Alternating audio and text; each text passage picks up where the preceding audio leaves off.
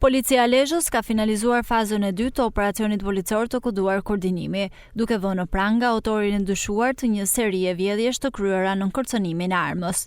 Si rezultat i veprimeve të thelluara dhe informacioneve operative, shërbimet e Komisariatit të Policisë Kurbin Lezhë Mirdit dhe seksionit të mbështetjes operacionale të Drejtorisë Vendore të Policisë Lezhë, në bashkëpunim me Drejtorinë Vendore të Policisë Tiranë, bën të mundur kapjen në Tiranë të shtetasit Emilian Nikolli alias Emilian Leshi, 30 vjeç, banues në Mamurra si shpallur në kërkim.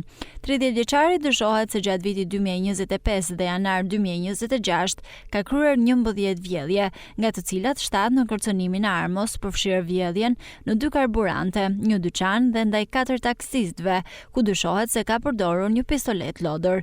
Gjithashtu ai dyshohet për djegjen e pjesëshme të një automjeti në Tiranë dhe për kanosje ndaj ish-vjerrës së tij. Ndaj tij rëndojnë veprat penale, vjedhje me armë, shkatrimi pronës me zjarr dhe kanosje. Në momentin e ndalimit, 30 vjeçari ndodhej në shoqërinë e shtetasit GD, 42 vjeç, banues në Tiranë. Gjatë kontrollit të banesës së këtij të fundit, policia gjeti dhe sekuestroi armë gjahu, fishek të kalibrave të ndryshëm dhe një aparat celular.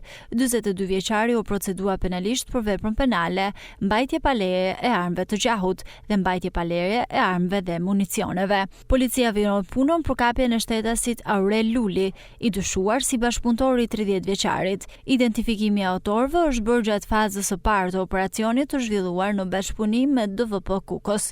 Materialet proceduriale janë referuar prokurorisë së juridiksionit të përgjithshëm Lezhë për veprime të mëtejshme, ndërsa hetimet vijojnë për zbardhjen e rasteve të tjera të vjedhjeve që dyshohet se janë kryer nga këta shtetas.